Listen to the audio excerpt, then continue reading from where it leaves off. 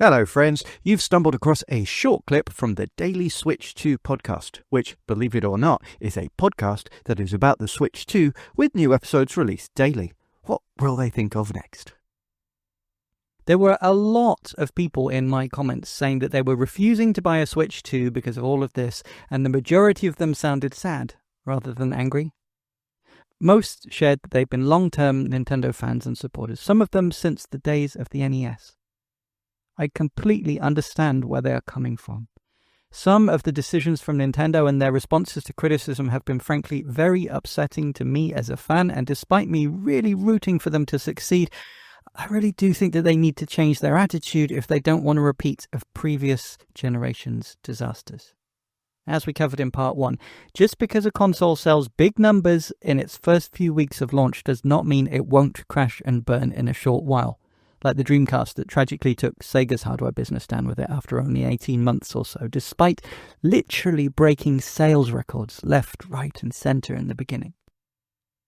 Nintendo needs to learn from their past and remember that the very people that saved their asses in the last multiple times that they've nearly lost everything are the very people that they are alienating right now. Many people in the comments said that they're boycotting Game-Key cards and not buying them. And some might have the sentiment that this will teach devs a lesson and they will just learn to not release games on them. I mean, kinda. But I honestly think the lesson is more likely to be that they'll learn not to release games physically at all and go digital only.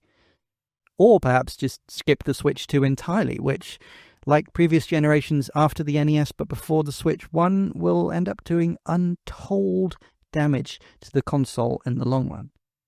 Fine if you don't plan on buying a Switch 2 at any point in the future, but if you own the system or plan on buying one at some point if there's enough games that you want, I'd encourage you to think about buying them when there is a game that you want to play that just happens to be on a Game-Key card. Look, I understand the whole don't spend real money on fake games train of thought. Makes sense in a way, but that would also mean avoiding buying games digitally either.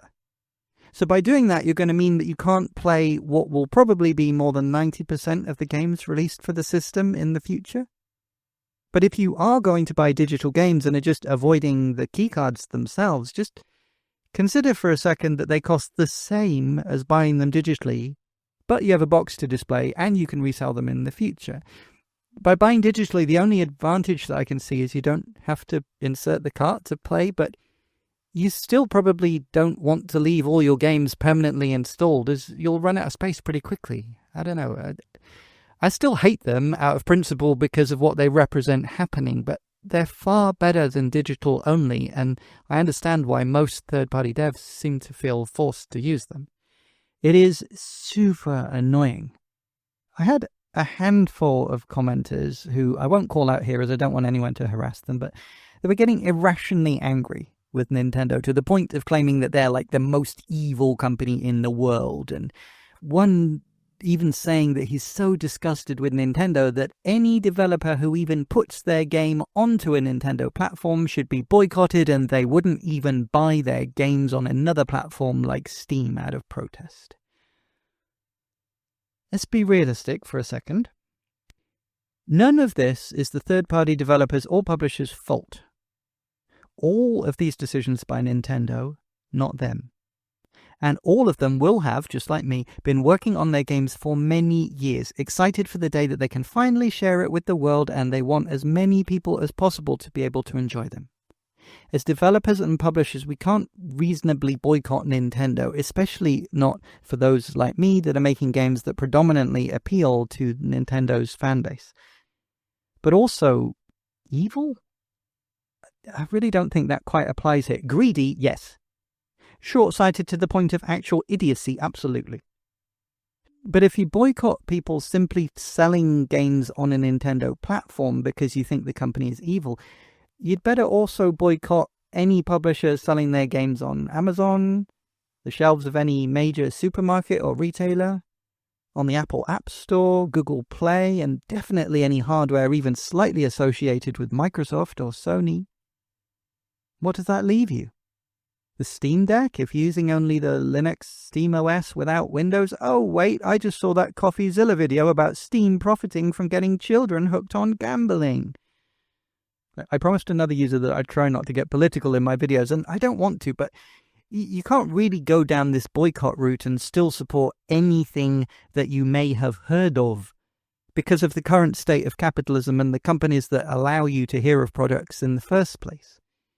You should absolutely support small, passionate indie artists, whether musicians, writers, painters, poets, filmmakers, or, yes, indie game devs. Unfortunately, to do so, you usually have to use platforms owned by companies who sometimes do unsavory stuff. Heck, no matter what service or device you're listening to this on, you're doing so right now. And while it's tempting to get super angry at Nintendo because you feel let down by them, that's something I'm probably guilty of myself, it's important to keep some perspective on just how serious raising the price of Mario Kart by $10 truly is in the grand scheme of things. And yes, again, support indie artists.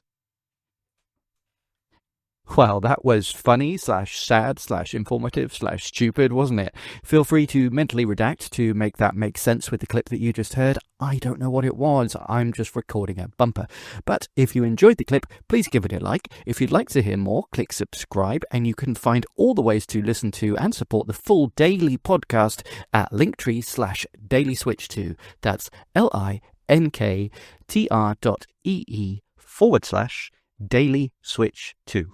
Let's go! Did I sound like I mean that? I do. I really do.